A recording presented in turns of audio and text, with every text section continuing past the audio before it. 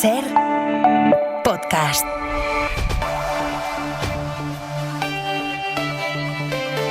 Ahora que la crisis de Ceuta parece encauzada, no resuelta pero sí encauzada, va siendo hora de preguntarse qué ha fallado, es decir, cómo es posible que se haya producido una situación tan terrible en la que han muerto por lo menos 74 personas.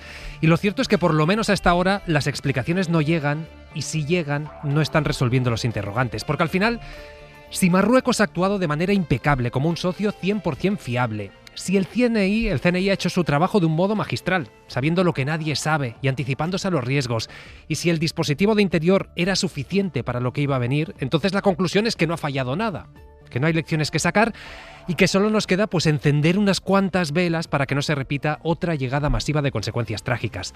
Pero claro, por más que se repita este argumentario por parte del gobierno, de todos excepto de Margarita Robles, es muy difícil que la ciudadanía entienda cómo puede ser que miles de marroquíes, es decir, no un grupo de 10 amigos, miles de personas, se movilizaran para acudir en una misma fecha a la frontera para cruzar a Ceuta, y ante esto ni Marruecos ni España supieran o pudieran evitar las trágicas consecuencias que hemos visto. Es decir, o falló la inteligencia, o falló la seguridad, o falló Marruecos, o estamos ante un riesgo desconocido, o alguien no está contando algo. Algo se nos está escapando.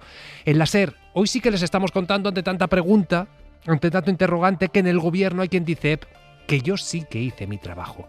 Estamos contando varias cosas. Primero, según fuentes de seguridad, que el CNI sí que advirtió Interior de la posibilidad del riesgo real de una llegada masiva.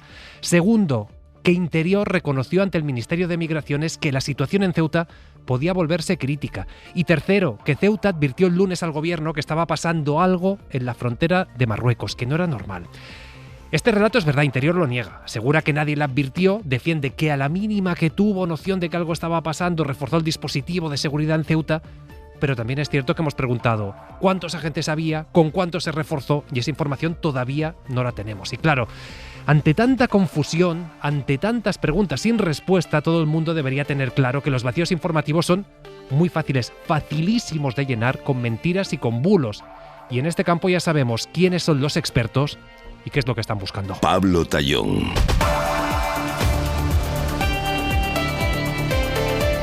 Hoy vamos a comentar la crisis de Ceuta y otras cuestiones de actualidad con Manuel Rico. ¿Qué tal? ¿Cómo estás? Hola, buenas noches. Isabel García Pagán, bona nit.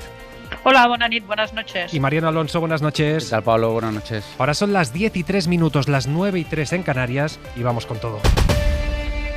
Y empezamos en Ceuta porque estamos ante una ciudad que poco a poco intenta recuperar la normalidad. Desde luego, las imágenes de este lunes no se parecen nada a las del viernes, todavía menos a las del jueves. La ciudad va recuperando el pulso, los negocios van reabriendo, pero en paralelo existe una realidad dolorosa. La más dolorosa son las 74 personas que han perdido sus vidas y que están a la espera de ser identificadas. Desde ahí, Nicolás Castellano, ¿qué tal? Buenas noches. Hola Pablo, buenas noches. Tenemos esta realidad, la venimos contando durante todo el día. Después está el caso de las centenares de personas que siguen en Ceuta. Hoy muchas de ellas han podido comer por primera vez en 4 días. Imagínense lo que es eso, por primera vez en 4 días. No sé, Nico, si sabemos cuántas son, cuántas de ellas son menores, si realmente Ceuta va a tener capacidad para acoger a estos niños y adolescentes con dignidad. ¿Cuál es la fotografía, Nico? Pues mira, un dato, Pablo. La Cruz Roja había preparado comida para unas 2.000 personas. Ese era el número de panes que había, pero han tenido que repartir muchísimos más porque a los chicos y chicas, a los menores que había en la playa, sobre todo subsaharianos, perfiles de asilo, sobre todo sudaneses, también gazatíes, de otras nacionalidades, se sumaron los chicos que están durmiendo a las afueras del SETI, absolutamente colapsado. Hay 730 personas en el interior. Es decir, si sumamos los panes, la cantidad de leche, botellas de agua que se han repartido, estamos hablando de que hay al menos 2.500 personas en el exterior del SETI, más las 700, habríamos eso, 3.300, más en torno a 1.000 niños que hay fuera, según calcula la ciudad autónoma. Estamos hablando de prácticamente 4.500 personas, más los que siguen perdidos por la ciudad o escondidos en el monte. Así que el cálculo que hacía esta mañana el consejero de infancia en la cadena SER, que hablaba de entre 3.000 y 5.000 personas que están todavía dentro de Ceuta después de la emergencia del pasado jueves, pues casa con estas cifras. Ha explicado el dispositivo la primera vez que se reparte comida a estas personas en 4 días en esta playa del Trampolín, el portavoz de Cruz Roja en Ceuta, Germán Castillo. El reparto de comida es doble, se ha hecho un reparto de comida y agua, como habéis podido comprobar, y al mismo tiempo una asistencia sanitaria con varios médicos, enfermeros y personal sanitario de Cruz Roja. Cruz Roja que ha respondido a ese llamamiento que le hacía el Ministerio de Inclusión y Seguridad Social, pero lo cierto es que está siendo muy criticada esa tardía respuesta a estos chicos. Uno que nos contaba, por ejemplo, un senegalés que estaba realmente hambriento después de 4 días. Y como dices, la otra noticia de la tarde-noche que ha adelantado la cadena SER, el hallazgo, Pablo, de otros 2 cuerpos. Son 74 oficialmente en las neveras, en las autopsias que se siguen practicando en el Hospital Militar de Ceuta, donde ha tenido que llegar hoy un nuevo tráiler refrigerante para intentar conservar los cuerpos y más adelante intentar también identificarles. Terrible. Nico, tú has vivido una escena brutal en primera persona, la de un niño de 12 años que iba a ser deportado a Marruecos por parte de un legionario, esto a pesar de que la ley lo impide. Un niño, Nico, que imploraba, por favor, dejadme quedar en España. Pues rozaba las 2 de la tarde, Pablo, y la escena no dejaba de ser llamativa, porque claro que hemos visto muchos grupos de niños, pero aparentemente acompañados de adultos, no sabemos muy bien de quién, pero hoy venía un legionario solo, muy alto, con un niño muy pequeño, de 12 años, se notaba de lejos que era un niño pequeño, llorando desconsolado, le decía centro de menores, no a Marruecos, y el legionario lo seguía empujando y con el brazo y con la porra para que fuera a la frontera. Al llegar donde estaba un grupo de compañeros de Associated Press, también Ana Suriñat de la revista 5W y nosotros que estábamos un poco más adelante, pues algunos le hemos dicho que lo que estaba haciendo era ilegal y con ese ruido, más unas mujeres marroquíes que estaban esperando un taxi que acababan de cruzar la frontera y que le han traducido, oye, ¿tú vienes solo, tienes padre? Y el niño desconsoladamente decía andarilla a las señoras que no, que vengo solo, que quiero quedarme, no quiero ir a Marruecos. Finalmente con ese ruido se acercó el teniente coronel y esta era la primera escena de ese niño gritando desesperado. Y ahora que sea él, sea el centro. Vale. ¿Ha localizado a sus padres? Graba. No había localizado a sus padres, no estaban sus padres, entró solo el pasado jueves, tiene 12 años y gritaba que quería ir al centro, en referencia a quedarse en España, al centro de menores, por cierto que están absolutamente saturados, con 998 niños a esta hora de la noche acogidos por la ciudad autónoma de Ceuta. Y después llegaba ese legionario envalentonado delante del teniente coronel, que era el que paraba finalmente la acción. Estaba acompañado, pero lo dejaron solo. Estaba acompañado, pero lo dejaron solo. ¿Acompañado de qué? Bueno, pues han ido corriendo para adelante, es menor. ¿Acompañado de qué? Es menor, le dice el teniente coronel de los legionarios a este legionario que se ha llevado un buen rapapolvo. Después venía un guardia civil, finalmente ha sido entregado a Cruz Roja y el menor finalmente está ya puesto a disposición judicial del área de menores. Pero Pablo, las calles de Ceuta están llenas de niños y de niñas de corta edad, sin que de momento, 4 días después, nadie se haya a cargo de ellos. Claro, ¿qué va a pasar, Nico? Tanta gente. Ceuta no tiene capacidad, por más que lo esté intentando, no tiene capacidad Ceuta, ¿no?, para acoger tanta gente. Bueno, pero tienen la experiencia del 21, aquí seguramente son de los mejores técnicos especializados en menores que hay en toda España por la experiencia que tienen durante todo el año, Pablo. En el 21 se habilitaron unas naves precarias, pero donde podían dormir, en literas, etcétera, etcétera, allí en el Tarajal, en ese polígono industrial que está al lado de la frontera, y esta vez están durmiendo en la calle. Solo hay un par de naves que ha habilitado la delegación del gobierno, no la ciudad autónoma. Y hemos visto a esas niñas que nos decían, niñas solas de 12, 14 años, que les dan de comer una vez al día, algunas llevaban la misma ropa que el jueves cuando cruzaron. Ha sido tremendo, ¿no? Y sobre todo que decían que nadie había ido, ni la policía ni nadie, a preguntarles el nombre y se querían ir a un centro de menores. Parece que se está trabajando en una solución de urgencia y que en las próximas horas podremos contar algo al respecto. Pues lo contaremos. No te vayas, Nico, porque esta es la realidad, la triste realidad sobre el terreno. Pero es que después, lo apuntaba yo ahora, tenemos la gran pregunta todavía sin respuesta. ¿Qué es lo que ha fallado? Y lo venimos avanzando durante todo el día. El CNI sí avisó a Interior del riesgo de que se produjera una entrada masiva de personas migrantes a Ceuta este verano. Es decir, no elaboró un informe sobre ello, pero sí dio varios avisos al respecto. Javier Bañuelos, buenas noches. ¿Qué tal, Pablo? Buenas noches. Esto es lo que nos cuentan fuentes relacionadas con la seguridad del Estado, que lamentan que a pesar de eso no se reforzara la seguridad en la frontera. En cambio, Bañuelos, desde el Ministerio de Marlaska, lo niegan todo. Afirman que el CNI no les dijo nada y que cuando ellos mismos detectaron un mayor flujo de personas reforzaron la seguridad en la frontera.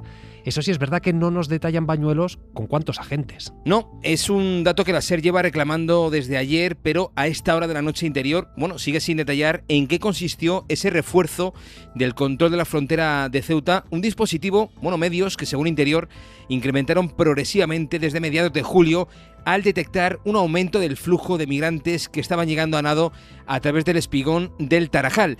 Interior manejaba sus propios datos y además varios avisos del CNI, varias advertencias del punto crítico de ese espigón de la frontera de Ceuta por la falta de boyas y, lo más importante, Pablo, advertencias alertando de que se avecinaba una entrada masiva en Ceuta. El CNI manejaba información fiable, según han confirmado las fuentes relacionadas con la seguridad del Estado, se la trasladaron al Ministerio del Interior, pero aún así no hubo un refuerzo acorde a esa amenaza. En eso insisten, Pablo, estas fuentes, que lamentan que Interior desoyó estas advertencias porque la frontera de Ceuta, bueno, nos remarcan, estaba aquella noche, aquella madrugada, infradotada. Pues vuelvo contigo, Nico, porque tú también estás contando que los ministerios de Migraciones e Interior llevaban días pendientes de Ceuta. De hecho, por lo que hemos sabido, el departamento de Marlaska advirtió de que la situación podía llegar a ser crítica y también el gobierno ceutí avisó este lunes de, oye, algo está pasando en la frontera.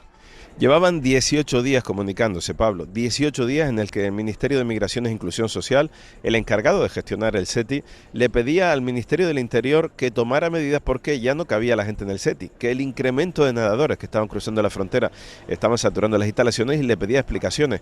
¿Viene algo más? ¿Se están preparando para algo más?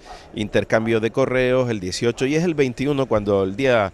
ese 21, el Ministerio del Interior, a través de la Secretaría de Estado de Seguridad, le responde al Ministerio de Inclusión Social que la cosa se puede poner muy grave, que la situación puede tornarse muy grave. Y también decía unos días después que gracias a que Marruecos salvaba el 80% de las entradas, porque si no la situación sería mucho más complicada. Pero luego se descontroló, como hemos sido testigos, pero en todo caso Inclusión tiene ese intercambio de mensajes con Interior, con la Secretaría de Estado de Seguridad, donde se comprobaba ese cronograma en el que ya Interior reconoció que la situación se complicaba. Y como decía, la tercera pata de las informaciones que estamos desvelando hoy en la cadena SER son las reuniones y la demanda de alerta que lanzaba la ciudad autónoma. El 16 de julio, Pablo, se reunió el encargado del menor del área de Ceuta, que hemos tenido esta mañana en la SER, que lo confirmaba en la SER, con la Secretaria de Estado de Seguridad. Estuvieron reunidos más de una hora, trasladó la emergencia de ese incremento de los nadadores, de los niños, y en esa misma reunión le presentó un modelo para colocar esas boyas que se han instalado finalmente después de la tragedia durante el fin de semana. En ese momento la Secretaría de Estado, nos decían aquí en Ceuta, no se comprometió, aunque hoy desde Interior asegura que sí lo tuvieron en cuenta. En todo caso, pasó la tragedia, después se colocó esas boyas porque intentaban mitigar, entre comillas, la supuesta influencia de la sentencia del Tribunal Supremo sobre todo esto. Pero en resumen, Migraciones, Interior, Ciudad Autónoma, todos hablaron durante muchos días previos de que algo estaba pasando. Nadie se atreve a aventurar, por supuesto, ni a averiguar que iban a ser 50, 60 mil personas, pero los técnicos especializados, como los técnicos del menor de Ceuta, que saben muy bien del perfil del menor que pasan, dicen: ojo, algo pasa, lo dijeron desde mediados de julio, porque los niños están viniendo sin documentación. La documentación es muy importante para acreditar su minoría de edad y para ser inmediatamente tutelados y acogerse a los programas de acogida que hay aquí en España para los menores en situación de desamparo. Así que sí, lo advirtieron, Pablo. Pues es lo que estamos contando en la SER. Nicolás Castellano, gracias. Un abrazo, buenas noches. Un abrazo. Manuel, abro contigo la primera ronda de análisis, va a haber varias, sobre esta cuestión que estamos poniendo encima de la mesa. ¿Qué falló? Es decir, hay voces que nos están diciendo no, el CNI sí que avisó, Interior dice no, pero algún error tuvo que haber en esta cadena de mando. Sí, bueno, es evidente, ¿no?, que ha habido algún error y que no se está contando toda la verdad, ¿no? Yo creo que, como en todas las crisis complejas, casi da igual de qué ámbito estemos hablando, suelen responder a factores múltiples, lógicamente, ¿no? Entonces, bueno, yo creo que hay una cuestión en la que el gobierno no está diciendo la verdad. Se puede justificar porque no lo hace o no, pero es el papel de Marruecos. Es absolutamente increíble que Marruecos cooperase desde el minuto uno, como han repetido diversos miembros del gobierno, ¿no? Por una sencilla razón: si hubiese cooperado desde el minuto uno, habría habido vigilancia en las fronteras. Es completamente... es un cuento para niños pensar que en un régimen dictatorial como Marruecos se mueven 50.000 personas tranquilamente hacia la frontera y el régimen no se entera. Bueno, por lo tanto, luego lo que se puede discutir y hablar, lógicamente, es si España tiene que mantener formalmente ese papel, si en las conversaciones privadas que no trascienden España le ha mostrado el cabreo a Marruecos, que tampoco sería descartable, visto que prácticamente, bueno, no la totalidad, pero bueno, en torno al 85-90% de quienes entraron en 24 horas fueron devueltos y Marruecos los aceptó sin mayor problema. Pero bueno, quiero decir que lo de Marruecos cooperó desde el minuto uno es un cuento. Segundo, el tema de los análisis de inteligencia. Bueno, yo creo que ahí a veces los políticos juegan con las palabras, ¿no? Y entonces yo creo que hoy la ministra portavoz, de hecho, habló de que no había habido informes que hablasen de un movimiento, no recuerdo ahora el término exacto, pero como tan significativo, ¿no? Entonces yo creo que habría informes, pero claro, no había uno que preveyese que se iban a trasladar o iban a entrar más de 50.000, más de 60.000 personas en un solo día, ¿no? Y que probablemente ahí está la verdad. Pero bueno, en todo caso, hoy Margarita Robles con delicadeza, no sé si con diplomacia vaticana casi, pero le devolvió a Marlaska su, no sé cómo llamarle, cariñosa puñalada del otro día cuando Marlaska dijo que el CNI no había informado, y Margarita Robles recordó varias veces que en España hay básicamente 4 servicios de inteligencia: el CNI, el CIFAS, que es la inteligencia militar, los servicios de inteligencia de la Guardia Civil y los de la policía, ¿no? Y que todos hacen un trabajo excelente, dijo Margarita Robles, pero bueno, es evidente que aquí no se ha hecho un trabajo excelente y también podemos analizar por qué no se ha hecho. Probablemente porque es muy complicado, ¿no? Pero es evidente que para España lo que ocurra en la frontera con Marruecos, bueno, pues es de lo más relevante para su política exterior, ¿no? Al final, en un mundo global hay que tener información sobre lo que ocurre casi en cualquier parte del mundo, pero obviamente lo que ocurre con tus vecinos, pues es más importante, ¿no? Y por lo tanto, alguien falló también. Entonces yo creo que este es mi resumen para esa primera ronda. Mariano. Bueno, yo creo que efectivamente para el Servicio de Inteligencia Español, desde tiempo inmemorial, obviamente, la frontera con Marruecos, con esa especificidad que a nadie le escapa, pues como muy bien ha dicho Manuel Rico, no es un punto cualquiera, es un punto que requiere de especial vigilancia y de especial atención. Además, yo no disto mucho de ser un experto, ni siquiera un buen conocedor del mundo de la inteligencia, pero bueno, sí me parece obvio... Sí, de la inteligencia en general. De la inteligencia en general puede ser. Me parece obvio que toda labor de inteligencia es también una labor de contrainteligencia. Digo esto porque, evidentemente, sí, Marruecos tiene muchas cosas de las que podríamos hablar, pero tiene, entre otras cosas, por suerte o por desgracia, muchas veces por lo segundo, unos servicios de inteligencia muy buenos y muy hábiles y que conocen muy bien la situación española. Si lo planteamos en una metáfora de competición, bueno, digamos que hay que competir contra la inteligencia marroquí.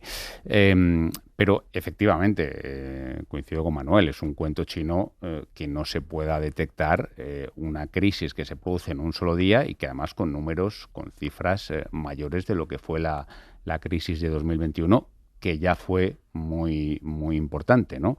Estamos hablando, el presidente Vivas lo ha dicho, del 60% de la población ceutí, de un número de personas equivalente al 60% de la población ceutí, por lo tanto, una situación absolutamente insostenible.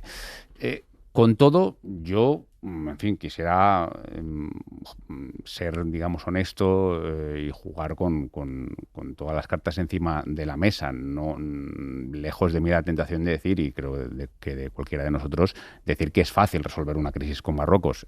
Es de todo menos fácil. Claro. Es de todo menos fácil porque...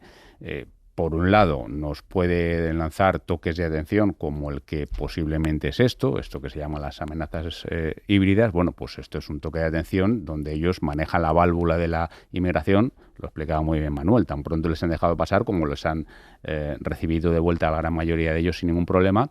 Pero es que al mismo tiempo Marruecos es el aliado principal si queremos hacer cualquier labor de contención de la inmigración que viene desde más al sur del continente africano. No hay más que ver los subsaharianos que están hoy mismo en Ceuta. Por ahí ha ido, por cierto, hoy me imagino que luego hablaremos, la carta de la presidenta de la Comisión Europea, von der Leyen, al presidente del gobierno.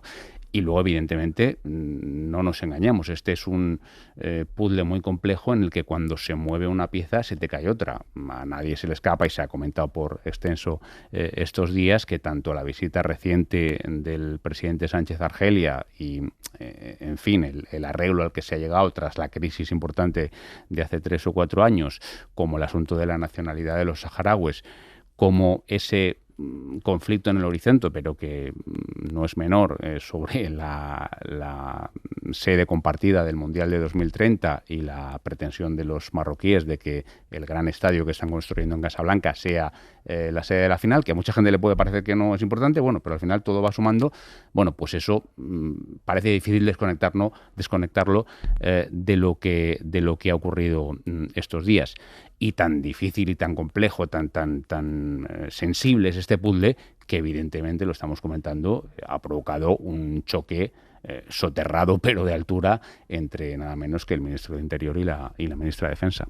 Pues Isabel, enseguida voy contigo, pero ya que está saliendo tanto Marruecos, se ha pronunciado el ministro del Interior, afirma que su gestión de la crisis ha sido impecable desde el minuto 1, subraya desde el minuto 1, culpa a las mafias y a las redes sociales de lo que ha ocurrido en Ceuta, y también a una mala interpretación de la sentencia del Supremo. Pero es que, lo que decíamos, desde España, el gobierno insiste en esta idea, que el país vecino sí se ha comportado con lealtad como un socio 100% fiable. Lo ha dicho hoy otra vez el ministro José Manuel Álvarez en Televisión Española. Desde el primer momento, Marruecos ofreció su colaboración para intentar impedir ese flujo de personas y, sobre todo, para que retornaran inmediatamente, como está ocurriendo. La inmensa mayoría de aquellos que entraron ya están de vuelta en Marruecos, y sigue ofreciendo esa colaboración para que hasta la última persona que haya entrado en Ceuta regrese a Marruecos. Pero es que voy a volver contigo, Bañuelos, porque también lo apuntábamos antes. Quien se ha saltado este argumentario oficial del gobierno ha sido la ministra de Defensa, Margarita Robles, que ha pedido a Marruecos que se ponga las pilas, que investigue hasta el final qué es lo que ha fallado y que, como decía Manuel, ha puesto en valor el trabajo del CNI. No sé, Bañuelos, si existe malestar en el cuerpo por las declaraciones de Marlaska de este fin de semana, en las que aseguraba que nadie le avisó del riesgo de estas entradas masivas. Sí hay malestar, primero porque la sensación que hay en el Centro Nacional de Inteligencia, según las fuentes consultadas por la SER, es que el Ministerio del Interior, de forma innecesaria, puso al CNI a los pies de los caballos al cargar en el servicio de inteligencia, parte de la responsabilidad de no haber detectado esta entrada masiva en Ceuta. Preguntado hoy por este asunto, la ministra de Defensa, de quien depende, recordemos, el CNI, no quiere entrar en polémica, se ampara en el carácter secreto del trabajo del CNI para no dar detalles de la información exacta que se dio a Interior, pero sí ha hecho algo, Pablo, que no escuchamos al ministro Marlaska el pasado sábado. Robles alababa así el trabajo de los servicios de información. Mi reconocimiento y mi agradecimiento a los hombres y mujeres del CNI, del CIFAS, de los servicios de información, de la policía y de la Guardia Civil, que en todo momento, en condiciones muy difíciles y que además no se pueden contar, realizan su trabajo. La ministra Robles no solo tenía ese dardo preparado para el ministro del Interior, también guardaba en la recámara otro para Marruecos, a quien le recuerda que la integridad territorial de España no se toca, saltándose así la línea oficial del gobierno. Que a Ceuta y a Melilla no se le toca. Y yo le pido al gobierno de Marruecos que haga lo mismo, que no puede ser que se utilice a menores como se ha utilizado o a personas, echándoles a la muerte sin más, como consecuencia de actuaciones en las redes. Margarita Robles, que como dices, Pablo, le pide a Marruecos que no mire para otro lado y que investigue quién y por qué alentó esta entrada masiva que ha supuesto la peor crisis migratoria de nuestro país. Pues ahora profundizamos en estos dardos de Margarita Robles hacia Interior, de estas versiones discordantes, pero no te habíamos escuchado, Isabel, todavía en esta primera reflexión sobre los interrogantes que todavía quedan encima de la mesa, estas cuestiones que no se están resolviendo. Bueno, es que empezamos con la falta de transparencia, porque tampoco sabemos cuánta gente ha entrado o no ha entrado en Ceuta. Las cifras que tenemos, por ejemplo, de los menores, como bien decía vuestro compañero que está allí, oscilan entre 3.000 y 5.000. En el momento que nadie sabe de qué volumen estamos hablando, pues es muchísimo más difícil poner solución a esta crisis, porque no conoces los recursos a los que tienes que echar mano. Pero sí, lo que sí que estamos viendo es que todo el mundo se está esmerando mucho en las últimas horas en decir que no fue culpa suya. especialmente la ministra Robles, que ya nos tiene acostumbrados a poner la cara siempre por sus efectivos, comenzando por el CNI. O sea, tú lo entiendes como una defensa de Robles del cuerpo, no sé si también como una batalla soterrada entre los dos ministerios. Bueno, son dos ministerios que ya sabemos que tienen sus batallas internas y no sé si me atrevería a decir animadversión entre ambos ministros, los dos jueces de carrera y por tanto saben lo que es ser rey en su reino, ¿no? Pero sí que es verdad que ante la falta de información que hay sobre lo que realmente pasó, ¿no? ¿Cómo es posible que lleguen tantas miles de personas? Porque no pasó en unas pocas horas, pero llevaban muchos días las autoridades de Ceuta alertando de esa situación. ¿Cómo es posible que se llegue a ese extremo sin que nadie dé la voz de alarma? Y una vez estamos en plena crisis, tampoco seamos capaces de saber cuántas personas han entrado y cuántas personas han salido, porque dependiendo de la fuente parece que hayan salido más personas de las que entraron en su momento, pero lo que tenemos realmente son muchos menores, sobre todo en las calles de Ceuta todavía, que no sabemos cómo se les va a atender. Y sobre todo, ¿qué va a pasar después con ellos? Porque si los gobiernos del PP deciden, como así pide Vox, que esos menores no pasen a la península, pues ya me explicaréis cómo se les va a atender. Claro. Manuel, ¿tú cómo lees estas declaraciones de hoy de la ministra Robles? Bueno, a ver, es evidentemente una respuesta al ministro del Interior, ¿no? Quiero decir que Marlaska puso en el foco al CNI. Bueno, pues es que es cierto con esas declaraciones. Otra cosa es que si Marlaska tenía razón, pues bueno, digamos que sus declaraciones tienen lógica, porque aquí, como siempre, lo fundamental debería ser conocer la verdad. Es cierto que en un tema como bueno, pues los servicios, cómo actúan los servicios de inteligencia, conocer la verdad muchas veces es problemático, porque por definición lo que hacen tiene que permanece en secreto, ¿no? Ahí hay unos límites a la transparencia que, digamos, que se aceptan siempre que se trabaje dentro de la legalidad, ¿no? Pero, bueno, quiero decir que yo el toque de atención de Marlaska, o que ponen el foco al CNI, está fuera de toda duda. Que en el CNI, lógicamente, hay cabreo, pues también. Y luego está la respuesta que ha dado el CNI, ¿no? De una forma, bueno, lo habéis contado en la SER, diciendo que había informes. Claro. Bueno, informes no, pero sí avisos. Bueno, avisos, sí, pero que para mí, bueno, lo comentaba antes, sin conocer la entidad de los avisos, pues me resulta muy complicado saber quién tiene razón, porque un aviso puede ser... Es que igual lleva razón la ministra portavoz. Claro, no es lo mismo digamos un informe, me lo invento, un informe rutinario que puede haber todos los veranos de ojo con la situación en la frontera cuando llegue el verano, que un aviso más apremiante. Bueno, no rutinario, pero oye, que se están produciendo movimientos, llevaban semanas entrando más personas de lo habitual. Y otra, de lo que estamos hablando, insisto, que esto no es una cuestión de un aviso o de pues una advertencia más o menos genérica. Quiero decir que lo que ha ocurrido es que han pasado la frontera, bueno, pues no sé, más de 50.000 personas por ir sobre seguro, ¿no? Bueno, la respuesta de Robles, pues es evidente que estaba cabreada y que hizo lo que siempre hace, que es teóricamente defender a los suyos, pero le devolvió el dardo, pues eso, citando varias veces a los servicios de inteligencia o los servicios de información, perdón, que también tiene la policía y la Guardia Civil. Es verdad que el ámbito es diferente y que yo creo que obviamente la mayor responsabilidad, para bien o para mal, recae sobre el CNI. Quiero decir que quien tiene ahí la principal obligación es el CNI, ¿no? Pero vamos, que sin conocer exactamente en qué consistieron esas advertencias, no se puede decir que Marlaska no tuviese razón o que la tuviese, en mi opinión. Claro, aquí déjame apuntar, porque me está apuntando Javier Bañuelos, dice, no, los avisos realmente alertaban de que lo que se avecinaba era una posible entrada masiva. Es decir, no se cifraba cuánta gente, pero sí que lo que decían es, atención, se está preparando algo de envergadura.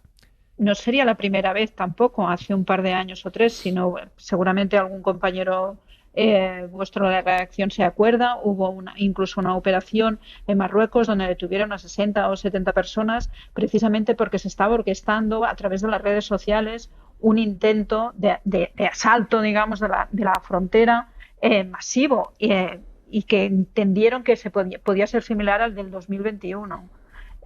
Quiero decir que si hemos sido tan rápidos o el gobierno español e incluso el marroquí han sido tan rápidos porque el mismo día fuentes del gobierno marroquí ya indicaban que el origen era esa cantidad de noticias falsas, bulos o esta movilización por redes sociales atendiendo a la sentencia del Tribunal Supremo que supuestamente cuentan, ¿no?, que se podía entrar por el mar.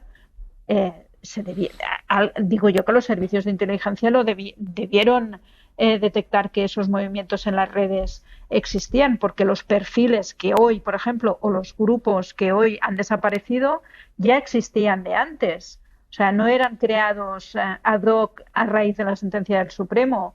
Son foros que existen regularmente y que te indican muchísimas y te dan muchísima información que atiende probablemente a mafias, pero quiere decir que entiendo que los servicios de inteligencia deben estar encima de estos perfiles. De todas formas, la ministra Robles no solo ha roto la unidad del gobierno, digamos, al introducir este elemento de, en fin, reivindicar el papel del CNI y de señalar de paso a los servicios de inteligencia tanto de la policía como de la Guardia Civil, sino que ha roto la unidad discursiva del gobierno, por llamarla de alguna manera, en señalar claramente a Marruecos. De hecho, la ministra de Defensa es la primera persona desde el viernes, la primera dirigente de importancia desde el viernes, que señala al elefante en la habitación, que habla de de lo que estamos hablando esta noche, de la indudable responsabilidad en uno u otro grado de Marruecos, que incluso el ministro Álvarez, lo acabamos de escuchar, niega. Álvarez dice que Marruecos colaboró mucho en impedir que hubiera más que hubiera más llegadas, mayor flujo, mayor flujo y en favorecer que retornaran.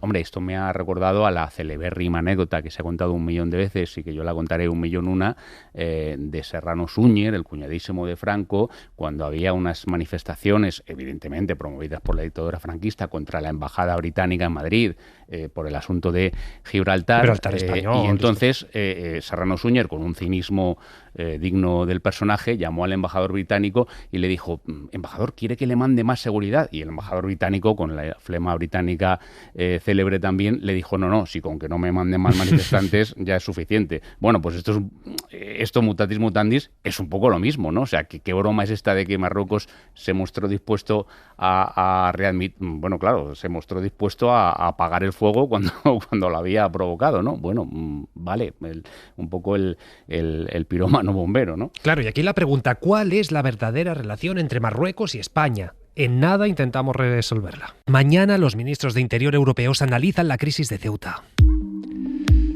A petición de España se van a ver las caras, aunque sea telemáticamente, y lo harán después de que Pedro Sánchez se quejara de la reacción de varios países a la crisis de Ceuta, entre los cuales Italia, que como saben anunció una suspensión del espacio Schengen que a la práctica, no ha sido exactamente así. Victoria García, ¿qué tal? Buenas noches. Hola Pablo, buenas noches. Vicky, no sé si podemos anticipar qué saldrá de esta cumbre, qué hay que esperar de los socios europeos, si van a pedir más mano dura, como reforzar fronteras, como poner en marcha estos centros para personas migrantes en terceros países, si van a mantener sus críticas a España. Y te lo pregunto, entre otras cosas, porque hoy, por ejemplo, hemos visto a la presidenta de la Comisión, a Ursula von der Leyen, rebajando el tono y poniendo en valor la actuación de España. Es cierto que también la de Marruecos, Vicky. Sí, pero fíjate, rebajan el tono a nivel diplomático, pero poco. De hecho, la reunión que hubo del Correper, el Correper son los embajadores de los Estados miembros, que son los que preparan la reunión luego que va a ser de los ministros. Sí. Ahora hablan de crisis migratoria registrada en Ceuta que ha quedado bajo control. Solidaridad con España después de las últimas informaciones facilitadas, dicen, por las autoridades españolas y las agencias comunitarias, que indican que prácticamente todas las personas que accedieron de manera irregular desde Marruecos ya han retornado y que no se han producido movimientos hacia la península ni hacia otros países europeos. Pero fíjate, en La Haya Sí. El ministro de Asilo ha enviado una carta al Parlamento diciendo que hay que saber qué ha pasado aquí. ¿Cómo se ha podido producir un hecho de esta envergadura y de estas características? El ministro se llama Bart de Brik. Vamos a escucharle. Maar ik verwacht tegelijkertijd ook van bestuurders in dit land dat ze met mij samen wetten uitvoeren. Vale, está diciendo que en la carta que ha enviado quiere explicaciones, quiere que se aclaren las cosas. Esto ha ocurrido de una forma totalmente desproporcionada y aunque dice que es un asunto complejo, España debe hacer todo lo posible para garantizar el regreso de esos inmigrantes que aún permanecen en el país, las cifras que daba Nico antes, y reforzar la seguridad de las fronteras y para evitar que genere un factor de atracción para otros que también deseen entrar en España de forma irregular. Pablo, la Comisión Europea ha dado 500 millones de euros a Marruecos para que luche contra la inmigración ilegal y el tráfico de personas. Eso lo lleva haciendo desde hace cerca de 10 años, cuando los grandes flujos migratorios empezaron a llegar. Vale. Se entendió que dando dinero a Marruecos para que Marruecos instalara allí condiciones, incrementara la seguridad, los agentes y todo eso, eso iba a ayudar. No sé si te acuerdas, pero probablemente alguno de las personas que están en la mesa esta noche de comentaristas se acordarán que antes, cada vez que había que negociar el nuevo tratado de pesca con Marruecos, había una ola migratoria de inmigrantes ilegales en cantidades importantes, no como estas de ahora, nunca se ha llegado a las cifras de ahora, pero las cantidades eran importantes y preocupantes para que varios países tomaran medidas y dijeran que esto no podía ser, que Marruecos estaba chantajeándonos con el tema de la inmigración. Sí, Marruecos lo ha hecho durante muchos años y lo sigue haciendo en mayor o menor medida. La carta que ha enviado este ministro holandés dice que Bruselas tiene que ser la guardiana de los tratados, no de las fronteras, sino de los tratados. Y se refiere al Tratado de Schengen y dice que solicita una investigación y evaluación exhaustivas de las causas y las deficiencias para que quede claro cómo ha podido producirse esta situación. La presidenta de la comisión, que el otro día estuvo hizo una declaración bastante conflictiva sobre qué iba a pasar, que si venían y tal, ha felicitado ahora a España y a Marruecos por la gestión de la crisis y pide reforzar las fronteras exteriores. Y aquí te hago un añadido. Venga. Pablo, cada vez que Marruecos se cabrea, hay problemas dentro de Europa. Pues esta es la fotografía en la previa de lo que viene mañana. Victoria García, gracias como siempre. Buenas noches. Un abrazo. Pol Morillas, director del CIDOB. ¿Qué tal? Buenas noches. Hola Pablo, buenas noches. ¿Sigue utilizando Marruecos estos flujos de personas que ahora citaba Vicky como método de presión política? Sí, no es el único país, es decir, la política europea en cuestión migratoria se basa fundamentalmente en esa externalización de las fronteras, ¿no? Y eso significa que estás en manos de terceros países, sea Marruecos, sea Turquía, sea cualquier otro con los que se tienen acuerdos firmados, que siempre puede utilizar esa baza de presión en el momento en que lo estima oportuno. Y ahora decíamos que precisamente Marruecos no es la primera vez que lo ha hecho. Es una parte consustancial de la manera como Europa ha tratado de resolver esta cuestión, digamos, poniendo en manos de terceros lo que también es una responsabilidad propia. Y eso son dos caras de la misma moneda. Por un lado, cuando funciona bien, te permite atajar esos flujos irregulares. Cuando no funciona bien y se instrumentalizan esas potestades que hemos dado a terceros países, pues entonces es cuando hay crisis como la que hemos vivido. Es verdad que sorprende porque el gobierno sigue manteniendo las relaciones con Marruecos, están en el mejor momento de su historia. ¿Cómo son realmente estas relaciones? No, las relaciones primero son muy densas y muy amplias, no solo incluyen el factor migratorio, por lo tanto hay muchas otras cuestiones en esa relación bilateral de vecino a vecino que deben de salvaguardarse incluso en momentos de crisis, pero también sobre todo sabiendo que precisamente en manos de Marruecos han estado dos cosas. Una, el facilitar el retorno y por lo tanto es un socio indispensable para que esos migrantes que han entrado irregularmente vuelvan a Marruecos, y eso requiere de un buen nivel de cooperación. Y por otro lado, que si ahora se culpa de manera muy directa y clara a un país que ya tiene tradición de instrumentalizar esa cuestión, nada garantiza que dentro de unos pocos días pueda volver a suceder lo mismo. Por lo tanto, es una relación que es compleja porque, digamos, es una puerta evidente de entrada de flujos migratorios que no son solo, por supuesto, de Marruecos, son de muchos otros países de la región que desde ahí llegan a costas españolas, a Europa, al fin y al cabo, que es lo que se pretende. Es decir, esto que estamos viendo de tantos y tantos ministros diciendo Marruecos lo ha hecho maravillosamente bien desde el principio, es un socio fiable, ¿es para mantener este buen nivel de cooperación que tú citabas, es decir, para evitar males mayores? Bueno, en buena medida sí, en buena medida estriba en que es el actor, y insisto, no solo Marruecos, hay otros países que están en la misma situación, lo vivimos durante la crisis del 2015-2016 con Turquía, por ejemplo, ¿no? A la cual, por supuesto, tampoco se quería criticar en la medida en que no avanzaba suficientemente el retorno, precisamente porque era esa la baza que los europeos hemos venido jugando en los últimos tiempos para tratar ese fenómeno. Por lo tanto, nos ponemos más en manos de esos países que, por supuesto, también saben perfectamente, y aquí hay consideraciones bilaterales, pero también geopolíticas, ¿no? de más largo alcance, que también es un momento oportuno para, en cualquier caso, probar, ¿no? y hasta dónde puede llegar esa crisis, ¿no? Y eso es lo que ha sucedido ahora. Insisto, no solo es la relación bilateral, también es el momento en el que se encuentra Marruecos internamente y también su posición geopolítica. Lo que hemos visto es cómo miles de personas han preferido poner en riesgo sus vidas, de hecho por lo menos 72 las han perdido intentando llegar a España, en busca de un futuro mejor, de una esperanza. ¿Cómo hay que imaginar, Paul, la realidad social, económica, el día a día en Marruecos para que estas personas hayan tomado esta decisión tan complicada?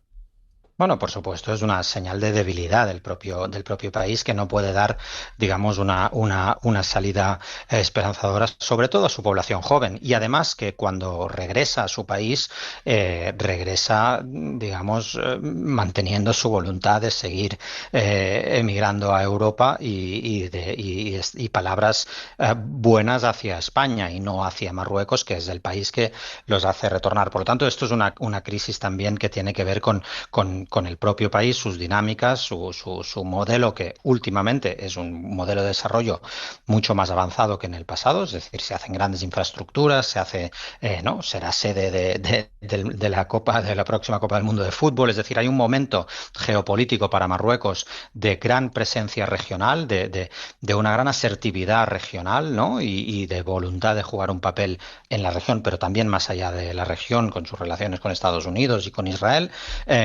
pero al mismo tiempo sigue teniendo grandes carencias a nivel interno, como muestra esta situación de ahora. ¿Y cómo interpretas la reacción de Europa ante esta crisis? Ver tantos países diciendo España, ¿qué estás haciendo? Hay que salir de Schengen, como decía Italia, incluso socialdemócratas como Dinamarca poniendo en cuestión la libre circulación y la actuación del gobierno de Pedro Sánchez. ¿Cómo interpretas esto? Pues de dos maneras, ¿no? Una manera muy coyuntural, y es que muchos de estos países se enfrentan a elecciones en los próximos meses y hasta el año que viene. Por lo tanto, la cuestión de la inmigración es una cuestión que polariza altamente todas las sociedades europeas, y si tienen elecciones, pues todavía más, y por lo tanto hay un cálculo de posicionamiento de fuerzas que temen a la derecha radical, o de fuerzas de países que ya están gobernados por la derecha radical y que por lo tanto siguen instrumentalizando la cuestión migratoria. Pero eso es coyuntural. A nivel más estructural, lo que sucede es que es claramente llamativa la diferencia cómo se ha tratado esta crisis en este momento desde la desunión, a diferencia de lo que se hizo en 2021, por ejemplo, con esa instrumentalización de migraciones que hizo Bielorrusia, ¿no? País apoyado totalmente por el Kremlin de Putin, que también hizo lo mismo hacia Polonia en 2021. Y en cambio, en ese momento, todos los europeos reaccionaron dando apoyo y solidaridad y reconociendo que la vulneración de las fronteras de Polonia era una cuestión preocupante para el conjunto de los europeos, ¿no? Entonces, esta vez ha sido más bien lo contrario. Lo que se ha hecho es una señal de desunión, una señal de división interna, que a su vez a quien más beneficia son a los terceros países que puedan instrumentalizar la cuestión migratoria, y no digamos ya a Trump, que tiene a la Unión Europea en el punto de mira desde hace tiempo. ¿Esto es coyuntural o se está diluyendo la esencia de Europa? En función de que entendamos que es Europa, y realmente hay maneras de entender Europa muy distintas ahora mismo, ¿no? Encima de la mesa, y principalmente por fuerzas que podríamos llamar esas fuerzas patrióticas, ¿no? Que lo que ven es una Europa que tiene que desballestarse, una Europa que tiene que progresivamente desintegrarse, devolver poderes a los estados, a las naciones, y que el futuro de lo que llamaríamos Unión Europea, de Bruselas, de la integración entre países europeos, es algo de lo que rehuyen totalmente, ¿no? Y eso condiciona fuertemente todo lo que se puede hacer a escala conjunta. Por ejemplo, reforzar un mecanismo ya existente como sería Frontex, ¿no? La agencia de control de fronteras que apoya a los Estados miembros, y esto cuesta reforzarse porque es un mecanismo conjunto, y esas fuerzas aborrecen esas ideas, ¿no? Y en cambio, también, junto con este factor político, una tendencia cada vez más creciente en Europa de hablar mucho más de seguridad que de bienestar o de ciudadanía, ¿no? Que son los elementos también consustanciales a Europa. Por lo tanto, depende de lo que uno entienda por Europa, si solo seguridad o también algo más, proyecto político, bienestar de sus ciudadanos, modelo social, etcétera, etcétera. Sí que por lo que cuentas, uno puede tener la sensación de que el gran beneficiado de esta crisis, si es que puede haber algún beneficiado, es la derecha, y si me apuras, quizás todavía más la extrema derecha. Pues sí, porque precisamente son fuerzas que no miran nunca o muy poco en el largo plazo. Lo que miran es precisamente en intentar sacar rédito político de cada una de las crisis, y la crisis migratoria es sin duda la que más instrumentalizan, porque además tiene un factor muy especial, ¿no? Cuando hablamos de migración, y es que hay siempre un otro al que culpar, o al que intentar convencer de que es el mal de todos nuestros, ¿no? Del origen de todos nuestros males. Pues sí. Pol Morillas, director del CIDOB, gracias como siempre por estar en Hora 25. Pues muy bien, un placer, buenas noches. Que vaya bien. Isabel, ¿tú cómo valoras el papel de Europa? Bueno, lo que hemos visto es una reacción muy diferente a la que ha habido en otras ocasiones, como explicaba Pol Morillas, pero por visualizar también en las llegadas masivas, ¿no? Y por poner en el foco también a Giorgia Meloni. Las llegadas masivas a Lampedusa siempre han tenido como respuesta por parte de Europa solidaridad, y la petición que hacía la primera ministra de medidas extraordinarias ante una situación de emergencia siempre se respondió con una solución conjunta o intentando abordar el problema entre todos los Estados miembros, y en esta ocasión pues no ha sido el caso, ¿no? Sobre todo con Giorgia Meloni al frente, haciendo este discurso de cierre de Schengen, cuando sabemos que no puede ser más que un discurso, porque no lo puede cerrar unilateralmente, ¿no? Cuesta entender si no es en el momento político que vivimos, donde hay muchas formaciones de derecha y extrema derecha que están pendientes de elecciones en sus países, y que, como decía Pol Morillas, se está poniendo el foco en la inmigración y sobre todo en la seguridad. La imagen de Ceuta tiene algo diferente de las imágenes que habíamos visto en otras ocasiones de la presión migratoria sobre Italia, con llegadas masivas de inmigrantes en cayucos, pateras a Lampedusa. Y es que realmente el calificativo que le pone Vox llega antes a la ciudadanía, porque era la invasión, ¿no? O sea, esas miles de personas llegando al mismo tiempo, tú no los veías venir, ¿no? Como pasa con las pateras o con los cayucos, era un empuje de la masa, ¿no? Y entonces esta imagen, evidentemente, pues afecta muchísimo más, es muchísimo más epidérmica a la hora de buscar una reacción, y aquí la ultraderecha pues lo está aprovechando. Y el problema es que ante la falta de información y la falta de transparencia, incluso en los números y en la cantidad de personas que han entrado y que han salido, el único muro de contención ante la ultraderecha han sido realmente los ceutíes, que lo hemos visto este fin de semana cómo se plantaban. Sí, después iremos a ello, pero Mariano, efectivamente, es decir, luego vamos a la extrema derecha, al discurso, pero en Europa lo que hemos visto es a gobiernos dando la espalda ante una crisis que debía ser global de toda Europa. Si alguien quería dividir a la Unión Europea con esta cuestión, pues evidentemente lo ha conseguido. Hablábamos antes, bueno, y evidentemente hacemos referencia a ello recurrentemente, de la crisis en Ceuta hace 5 años, en 2021, y evidentemente, y Paul Morellas también lo ha apuntado, siempre que se habla de Rabat hay que mirar con un ojo a Washington. En el 2021 estaba Joe Biden en la Casa Blanca, estaba en el inicio de su mandato.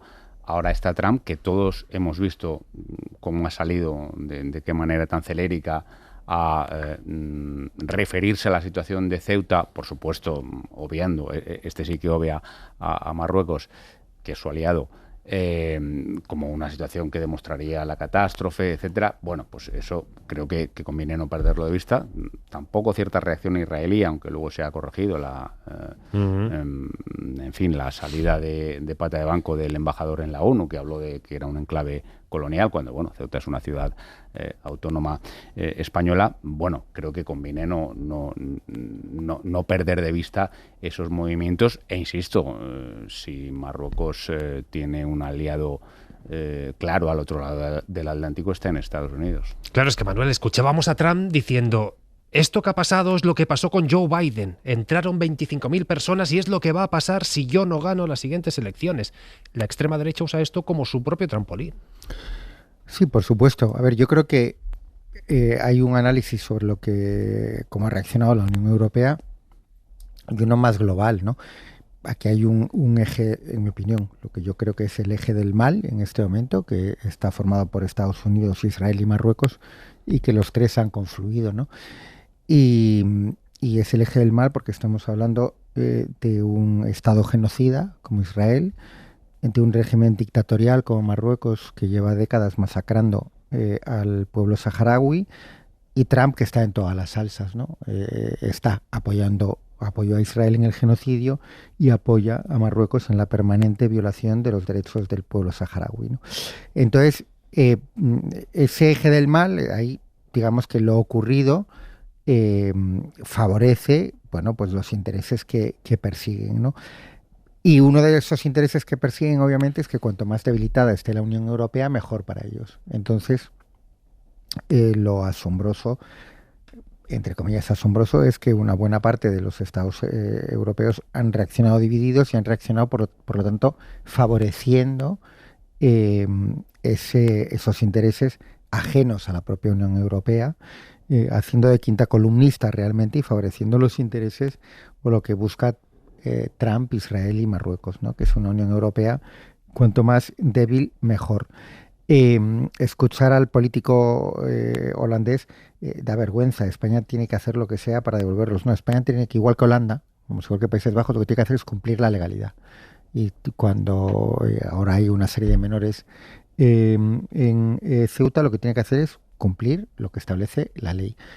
No todos son marroquíes, aunque la inmensa mayoría de los que entraron son marroquíes, pero las ONGs que trabajan sobre el terreno explican que hay personas procedentes de Sudán o de Palestina, ¿no? Que tienen un evidente derecho al asilo y derecho a pedir la protección internacional, y por lo tanto España tiene que garantizar eso, ¿no? Y en este sentido, yo creo que, bueno, como en otras cuestiones de política internacional, se pueden, digamos, discrepar por ejemplo, en el tema armamentístico, pero que el gobierno de Sánchez está en la posición correcta. Y aunque se quedase solo, seguiría estando en la posición correcta en la política migratoria en general. Y el discurso de la ultraderecha, encabezada por una Meloni con una total falta de escrúpulos y de vergüenza, teniendo las cifras que ella tiene de entradas de personas sin papeles, pues es un discurso de odio y es un discurso equivocado. Y desde luego, si se mide, que es como yo creo que hay que medirlos, bueno, se puede medir con la ética y con un humanismo básico, pero si se mide con el parámetro de lo que dice el Tratado de la Unión Europea, el Tratado de Funcionamiento de la Unión Europea, los tratados de la UE, pues obviamente quien tiene razón es el gobierno de España. Y quien está en una posición anti-europea, anti-tratados, y que viola elementos de derechos humanos y derechos fundamentales básicos, es Meloni, el neerlandés y la troupe que les acompaña. Y además con noticias falsas por lo que decías. Yo lo calculaba el viernes. Si cogemos el mandato de Giorgia Meloni en Italia y el de Pedro Sánchez, ha llegado un 80% más de personas irregulares a Italia que no a España. Pero es que habrá quien diga, no, pero es que el efecto llamada viene con la regularización. Esto se pacta en enero. En enero con Podemos. Se aprueba en abril. Y hasta el 15 de julio había bajado un 24% las llegadas. Estos son los datos. Entonces, ¿de qué efecto llamada estamos llegando? ¿De qué políticas woke estamos hablando? Pues esto está diciendo ya no una extrema derecha residual, incluso derechas y extremas derechas que han llegado a gobiernos. De esto y más seguimos hablando a la vuelta. Ahora seguimos con Ceuta, enseguida vamos con los áticos de la Comunidad de Madrid de Ayuso, pero también estamos muy pendientes del tiempo, llevamos ya días que estamos, que sí olas de calor, pero ahora no es solo de la ola de calor de lo que tenemos que estar pendientes, así que vamos a ver qué nos espera en las próximas horas. Nuria Seró, buenas noches. Hola, muy buenas noches. Después del calor extremo de hoy en Canarias, tenemos por delante allí una noche con temperaturas muy altas, especialmente en la mitad sur de Gran Canaria. Algunos termómetros podrán no bajar de los 30 grados, una noche infernal. Por otro lado, en la península sí que se notará un poco de descenso térmico de las mínimas. Aún así, atención en Almería, región de Murcia, Alicante, porque aquí, sobre todo en la costa, la noche puede ser tórrida, no bajar de los 25 grados. Mañana será un día en general con sol, pocas nubes, aunque en el norte sí que tendremos algunas nubes, y en Galicia a partir de media mañana se tendrá que abrir el paraguas. Habrá algunas precipitaciones en general de carácter débil, pero atención, porque una tarde más esperamos tormentas que podrán ser fuertes, especialmente en el prelitoral de Cataluña, en los Pirineos y también entre Teruel, Castelló, Tarragona. Los chaparrones pueden ser intensos. Mañana esperamos una máxima de 40 grados en Murcia, 31 tanto en Ourense como también en Barcelona. Pues ya lo ven, tiempo a la carta, de todo un poco. Como de todo tiene el larguero. Álvaro Benito, ¿qué tal? Buenas noches. ¿Qué tal, Pablo? Buenas noches. La noticia del día es que el mejor deportista del momento, Tadej Pogačar, va a disputar la Vuelta Ciclista a España a partir del próximo 22 de agosto. A partir de las 11:30 en el larguero vamos a hablar de mercado, de Ferran Torres, del hombre que le dio a España la segunda estrella y que no asegura que vaya a continuar en el FC Barcelona. También contaremos novedades de Vinicius Junior y también de Rafa Jodar, la nueva joya del tenis español que ha caído en la final de Washington. Pues casi nada. Gracias, Álvaro. Te escuchamos ahora. Hasta luego. Hasta ahora son las 11:02, las 10:02 en Canarias. Y hemos analizado el papel del gobierno, hemos analizado el papel de Europa, nos queda analizar el papel del Partido Popular. Hay que decir que los de Feijóo, incluso en los peores momentos de la crisis, ya fueron a la yugular contra el gobierno, así han seguido en las últimas horas. Ahora bien, lo novedoso y llamativo es que el PP, por más que se le ha preguntado del derecho y del revés, no se ha atrevido a decir ni mu sobre el papel de Marruecos. Esto en cuanto a la derecha, pero es que después, lo decíamos antes, después tenemos a la extrema derecha. Julia Molina, buenas noches. ¿Qué tal, Pablo? Buenas noches. La extrema derecha que está intentando sacar rédito de lo de Ceuta sobre el terreno, pero que se ha encontrado con numerosos vecinos que lo han querido impedir, vecinos que se han manifestado para impedir que estos ultras echen más gasolina al fuego. Sí, la extrema derecha ha desplegado una campaña antimigratoria aprovechando la coyuntura en Ceuta. Tanto líderes políticos como agitadores se han desplazado hasta allí para trasladar su habitual discurso xenófobo. Vox incluso promovió este fin de semana una protesta ante la Embajada de Marruecos, aunque ninguna de esas movilizaciones ha tenido especial éxito. La ultraderecha explota la idea de una invasión, que es la misma palabra que usa el PP, aunque entre los de Feijóo convive un doble discurso, porque aunque insisten en que se trata de un asalto contra la soberanía territorial, evitan valorar el papel de Marruecos e insisten de hecho en que hay que velar por una buena relación con el país vecino. El secretario general del partido, Miguel Tellado, señala como único responsable al gobierno español. En relación con Marruecos, bueno, yo creo que es imprescindible esclarecer qué es lo que ha fallado en la cooperación con Marruecos. La colaboración no puede depender de las circunstancias. Debe ser permanente, debe ser leal, debe ser eficaz, y creo que todo lo que ha ocurrido tiene un responsable principal. y ese responsable principal se llama Pedro Sánchez. Tellado ponía hoy también en entredicho la versión que mantiene el Gobierno. Dicen desde el PP que es imposible que el CNI no tuviese constancia de lo que estaba ocurriendo y por ello han lanzado una ofensiva a través del Congreso y del Senado con el objetivo de que el Gobierno responda a cuestiones como si el Ejecutivo tenía previsión de lo que podía ocurrir o qué efectivos se han desplegado en la zona desde el viernes. Pues Mariano, empezamos por el Partido Popular. ¿Tú entiendes la posición? La puedo entender en las claves cínicas muchas veces que se manejan en la política o en las claves puramente estratégicas. He dicho antes que es imposible hablar de esto sin mencionar a Marruecos, como han pretendido hacer muchos actores, y singularmente lo ha hecho la derecha española desde el viernes.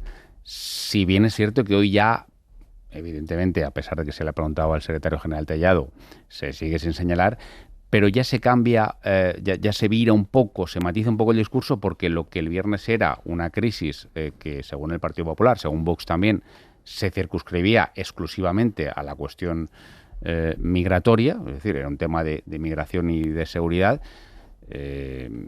Hoy ya se habla de una crisis en materia exterior, lo cual de alguna forma es reconocer que efectivamente no es solo una crisis migratoria, porque evidentemente no es una crisis exclusivamente migratoria, porque como hemos comentado, en fin, evidentemente las razones para que haya gente que busque un mundo mejor en Europa desde África existen, pero existen hoy, existieron ayer y existirán siempre. No existen en concreto, un día concreto, con una avalancha migratoria tan importante sobre un punto concreto como Ceuta, un día determinado. El Partido Popular lo que ha dicho es que el responsable único es Sánchez, y yo entiendo que el Partido Popular, como el partido de la oposición, critique la respuesta del gobierno a esta crisis. Curiosamente no han hecho mucha sangre en lo que estábamos comentando al inicio de la tertulia, en las discrepancias internas, las voces distintas, sobre todo entre el ministro Marlaska y la ministra Robles, pero se centran en culpar de esto únicamente a Pedro Sánchez. Y curiosamente tampoco citan, como han dicho infinidad de veces en los últimos años, un hecho muy relevante, uno de los hechos más relevantes de la presidencia de Sánchez en 8 años, que es el giro copernicano sobre Marruecos, al pasar a aceptar la soberanía marroquí sobre el Sáhara. En muchas ocasiones hemos escuchado a representantes de la derecha, del Partido Popular y de Vox criticar ese giro, decir que no se informó de ese giro, que no se ha consensuado, que por qué será, aludiendo a la cuestión de Pegasus. Y sorprendentemente ahora, en esta cuestión, cuando estamos hablando de un asalto, de una avalancha migratoria a Ceuta, no se habla de ese giro y de esas relaciones del presidente con Marruecos. Bueno, parece cuando menos bastante raro, aunque ya digo que vuelvo a citar lo del elefante en la habitación. El elefante en la habitación es tan grande que hoy ya se admite que, además de una crisis migratoria, es evidentemente una crisis que afecta a la política exterior, ¿no? Manuel. Bueno, el papel del PP es el papelón habitual, ¿no? Es que con la lógica aristotélica es imposible entenderles, ¿no? O sea, es una invasión, vamos a intentar coger su marco, es una invasión. Entonces, la culpa de la invasión no la tienen los invasores, la tienen los invadidos. Es una cosa absolutamente alucinante en principio, ¿no? Porque uno tiende a pensar que si se produce una invasión, por lo tanto, pues una violación del derecho internacional, pues, oye, los principales culpables, oye, a lo mejor no tienen el 100% de culpa, yo entiendo que sí, pero si hablas en esos términos, pero los principales culpables aquí son los invadidos, y en concreto Pedro Sánchez, porque el discurso único que tiene el PP para todo es que el culpable único es Pedro Sánchez. Yo creo que podían ahorrarse varios sueldos, dejar una voz automática, poner una IA, porque da igual lo que ocurra, no importa que sea una crisis migratoria grave, que sea de todo, absolutamente de todo, el único culpable es Pedro Sánchez. Vale. Segundo, bueno, por lo tanto, no mencionan a Marruecos. Han perdido una oportunidad de oro para criticar a los diplomáticos de Estados Unidos que hablaban de colonia, ¿no? O exdiplomáticos, o de Israel, ¿no? El de Israel, y hubo algún ex alto cargo de Estados Unidos que dijo lo mismo, ¿no? Digo yo que algo tendrán que decir de ataques a la soberanía española, tampoco, ni mu. Y luego, lo más grave, ¿no? Que es, vale, Pedro Sánchez es una catástrofe desde la mañana a la noche, el mal perfecto. Pero Feijóo, ¿qué haría? Digo, porque siendo Sánchez tan tonto y Feijóo tan listo, yo lo que no entiendo es que nos mantenga a los españoles en la duda, en la inquietud de esa capacidad enorme que tendría de solucionar los problemas, de no explicarla. Yo entiendo que no fuese a explicarse a los líderes internacionales porque al parecer sigue sin hablar inglés. Pero que nos lo explica a los demás en castellano, que no pasa nada. Pues tampoco sabemos. Es que no sabemos absolutamente nada de lo que haría el señor Feijóo para solucionar una crisis como la que hubo la semana pasada en Ceuta. Isabel. Sí, a ver, coincido mucho con lo que estaba diciendo Manuel, ¿no? La culpa es de Sánchez, esa es la tesis del PP durante estos últimos días y todo su argumentario está lleno de contradicciones, porque está ahí la paradoja de defender la integridad territorial de España al mismo tiempo que se critica que no se critica a aquellos que dicen, ¿no?, que eso son unas colonias y que han sido ocupadas. No sabemos, como decía Manuel, efectivamente, cuál es la alternativa del PP ni para este caso ni en política migratoria, porque todas las medidas que proponen aplicar son ilegales en este momento, tal cual las están aplicando. Entonces, no sabemos, por ejemplo, si están de acuerdo con las políticas que impulsa Giorgia Meloni, y que efectivamente sí que es verdad que en el último Pacto Europeo sobre Migración y Asilo se incorporó la posibilidad de montar centros de deportación en países terceros fuera del territorio de la Unión. No sabemos si el PP está a favor de este tipo de soluciones que hemos visto, porque Italia también nos lo ha enseñado, que no funcionan. Pero ese es el debate que se librará a partir de mañana en Bruselas después de esta crisis de Ceuta, y no sabemos qué es lo que piensa el Partido Popular. Después tenemos lo que decíamos, una extrema derecha que intenta sacar rédito nacional, que se va a Ceuta y se encuentra con unos vecinos que le dicen, oigan, ustedes váyanse. Es decir, que me solucionen el problema sí, pero no van a ser ustedes con la receta. También ahí ha habido, pues lo apuntabas tú antes, Isabel, pues una cierta elección de la gente. Es que ahí tiene el siguiente problema también el PP, porque la crisis de solidaridad va a ser dentro mismo del partido. Vivas, el presidente de la ciudad autónoma, ha levantado, ha izado la bandera de la convivencia dentro de Ceuta, por razón de credo, de raza o de pensamiento, y ha dicho que eso era una línea infranqueable dentro de Ceuta, y es lo que han manifestado, o hemos visto a muchos ceutíes defendiendo la convivencia delante de los intentos de este nuevo partido que se llama Núcleo Nacional, y después de agitadores como son Alvise Pérez o Vito Quiles, y también viendo cómo Santiago Abascal, que fue declarado persona non grata hace ya unos años en Ceuta también por descalificar a los ceutíes después de la crisis del 21. O sea que es una ciudadanía que ya está muy curada y está muy curtida en la lucha contra la ultraderecha.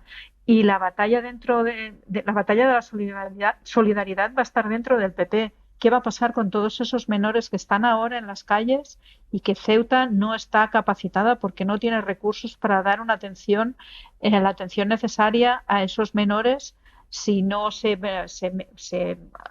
ejecutan mecanismos de localizar a los padres y que realmente quieran volver a Marruecos? ¿Las comunidades del PP van a ayudar a Ceuta a atender a esos menores o van a decir que no? Las comunidades donde el PP gobierna con Vox, o sea, que tienen vicepresidentes de Vox, ¿van a ayudar a Ceuta a atender a esos menores o van a decir que no? Y eso también son preguntas que tiene que responder Alberto Núñez Feijóo. Claro, es que al final, Mariano, lo que han acordado Partido Popular y Vox es un documento, en todos ellos, Andalucía, Extremadura, Aragón, Castilla, León, donde se pone no más menas. Es uno de los puntos y instan a esos gobiernos a oponerse a la acogida por todos los medios políticos, jurídicos que hay encima de la mesa. ¿Cómo se va a casar eso cuando Melilla te está diciendo estamos multiplicando por 4 la capacidad, cuando Ceuta ahora está acogiendo de emergencia, pero no tiene la capacidad de que eso sea estable? Yo comentaba antes, Pablo, que los servicios de inteligencia marroquíes, lo que son los servicios de inteligencia, evidentemente, de una dictadura, son muy buenos y son muy buenos particularmente en lo que se refiere a España. Conocen muy bien lo que pasa en España y, evidentemente, como se dice vulgarmente, no dan puntadas sin hilo. A mí no me cabe ninguna duda de que Rabat... entre otras cosas, cuando hace de una u otra manera este movimiento, está pensando también en esa derivada, en que esto va a suponer un problema político en España, como ya fue el problema del reparto de los menores en Canarias, que no en vano recordemos que fue lo que provocó la ruptura unilateral por parte de Abascal de todos los gobiernos de coalición hace 2 años. A lo mejor es una derivada menor para ellos, pero no me cabe duda de que esa derivada la tienen en cuenta y efectivamente, como ha dicho Isabel antes, esto es lo que viene ahora. Esto es lo que viene ahora. La discusión entre las comunidades autónomas por el reparto con ya, si no cuento mal, y creo que no cuento mal, ya 4 autonomías donde hay gobiernos en coalición y no 4 autonomías menores, entre ellas la más poblada de España, Andalucía, donde hay gobiernos de coalición entre el Partido Popular y Vox. Claro, tú ves, Manuel, a Moreno Bonilla cumpliendo ese pacto que él ha firmado, porque lo ha firmado él, y diciéndole a Ceuta y a Melilla, yo no voy a coger a ninguno de estos chavales, cuando había hecho el discurso que había hecho hace apenas un año. Bueno, a ver, es que el discurso que ha hecho, pues o que hizo, o lo que se quiso comprar desde... bueno, también desde determinados medios de Moreno Bonilla el moderado, en cuanto tuvo que enfrentarse a la opción de firmar un pacto con la ultraderecha o no firmarlo, eligió firmar ese pacto con el contenido que tiene. Si a eso le queremos llamar moderado, pues adelante con los faroles, pero a mí muy moderado no me parece. Bueno, es que, a ver, Vox... después del 23 entró en determinados gobiernos autonómicos y salió de ellos por el tema de los menores no acompañados. Bueno, pues, obviamente ahora le ha hecho al PP pasar por firmar, incluir en sus pactos que no van a aceptar que haya traslado de menores a sus territorios. Bueno, pues yo creo que tristemente lo van a cumplir, claro.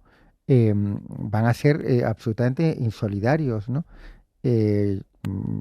Bueno, tiene gracia, ¿no?, cuando acusan de insolidaridad a Cataluña por otros motivos y se rasgan mucho las vestiduras, pero aquí, que estamos hablando de menores no acompañados que necesitan elementos básicos y que está en nuestra Constitución española, por cierto, y otras muchas leyes internacionales, lo que hay que hacer y el respaldo que hay que prestarles, ahí la insolidaridad la llevan al máximo, ¿no?, al 100%, pero yo tengo pocas dudas de que van a hacer todo lo posible para no acoger a ni un solo menor y que allá se apañe Ceuta y mientras tanto Feijóo silbando, porque obviamente la culpa, pero de esto no hace falta tener ni la más mínima duda, la culpa de que las comunidades gobernadas por el PP y Vox no acojan a menores será de Sánchez.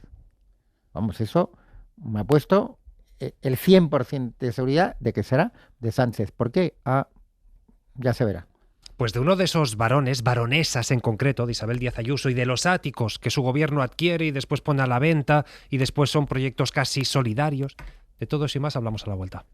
Venga, va, lo que decíamos, vamos ya con el ático de la Comunidad de Madrid.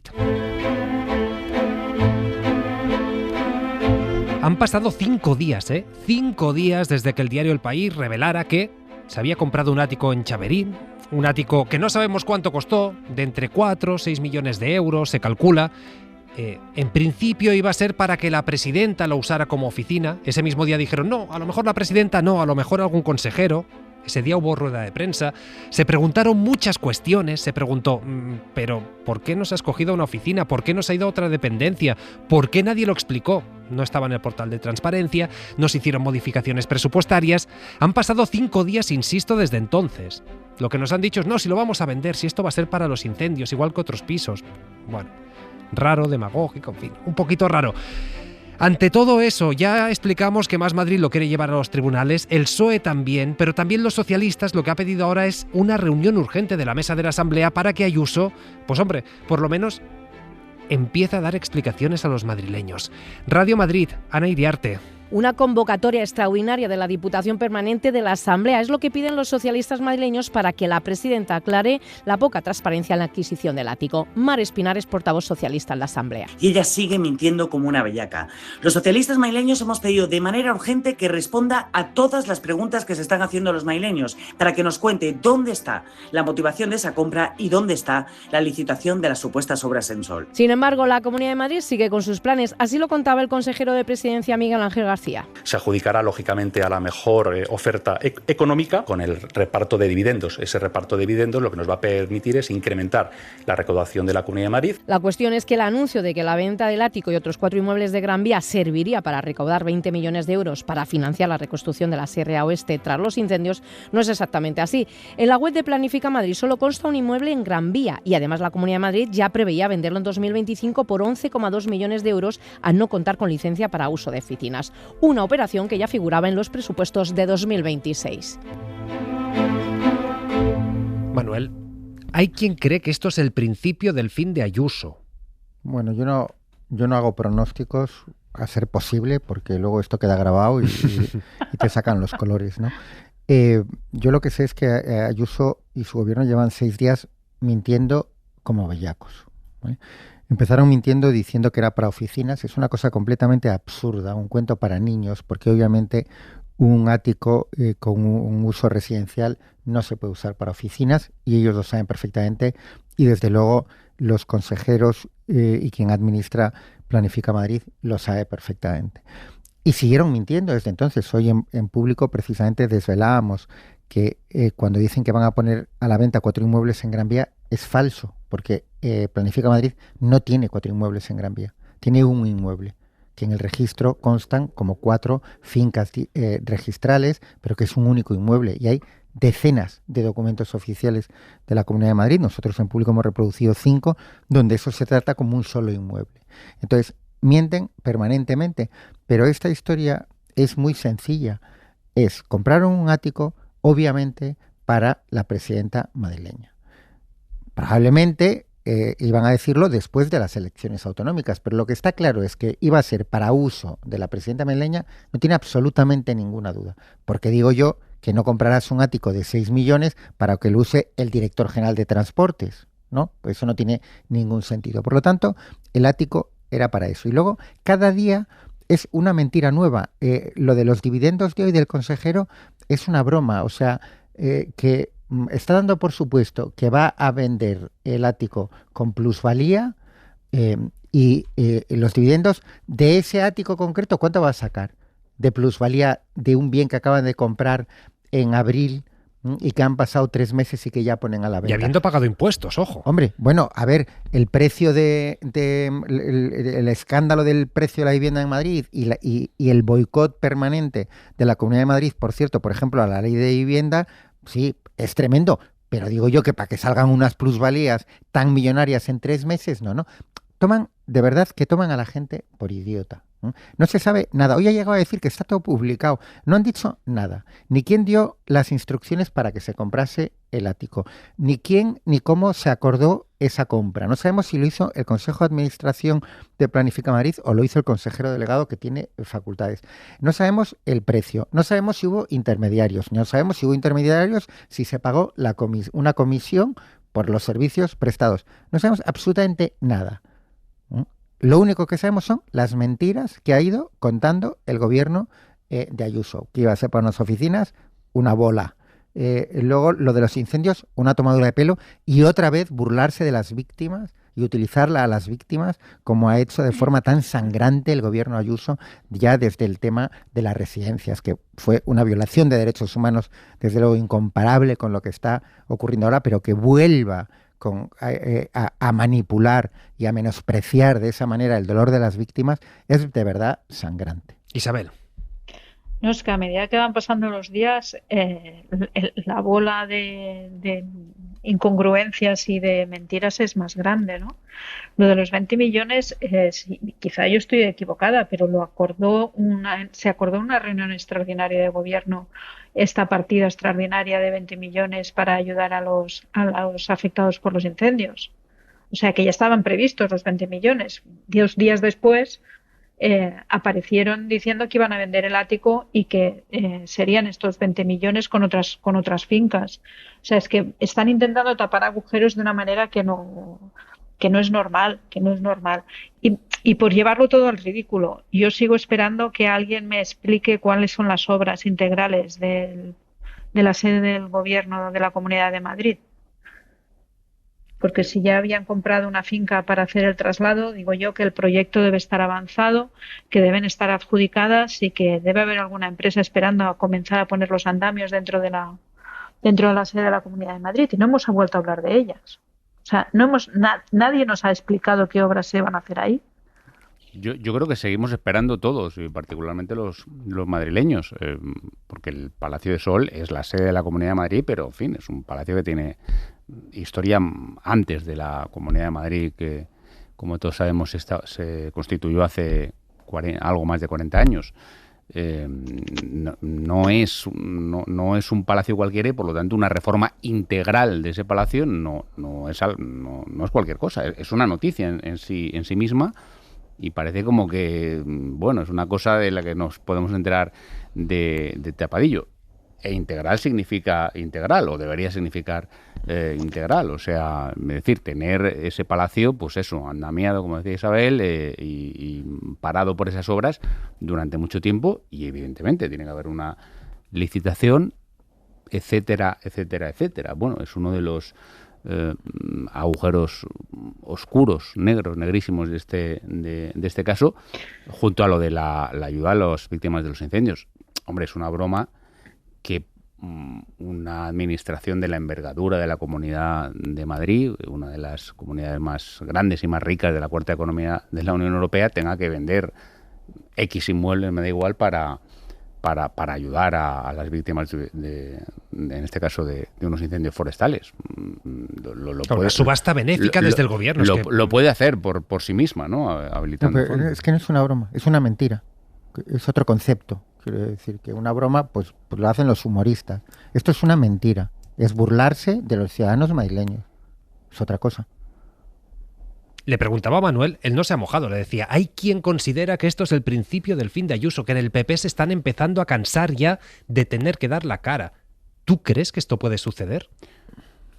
Me pasa como a Manuel, no me atrevo a hacer pronósticos. Pero sí es verdad, hoy mismo los colegas del País entrevistaban a Cayetana Álvarez de Toledo, y la pregunta de la compañera Natalia Junquera era muy clara y la respuesta era muy clara. Le pregunta algo así como, ¿usted entiende lo del ático de Ayuso? Y Cayetana Álvarez de Toledo dice, no, yo todavía no. Todavía no. Pues yo creo que lo entiende perfectamente. Es lo que iba a decir, lo entiende perfectamente, y también conocemos a Cayetana, que también ella es muy particular en este tipo de reacciones, y quizá no es la línea más oficiosa ni más oficial en este sentido, pero sí que es verdad que la sensación que hay de que estas operaciones son para uso y disfrute de la presidenta y no para uso y disfrute de los madrileños, en algún momento alguien en el PP debiera, no sé, ver la luz en algún momento, porque no es muy normal. Sobre todo no es normal echar mano de estos argumentarios que no tienen ningún sentido y que acumulan una mentira tras otra. En Madrid no hay nadie tan tonto que no entienda esta operación. Imposible. De los 6 millones y medio, ninguno. Se entiende perfectamente. Ha tenido hasta la cara dura de buscar el ático enfrente de la casa que tiene ella en propiedad y donde vive su madre, que ya es cara dura.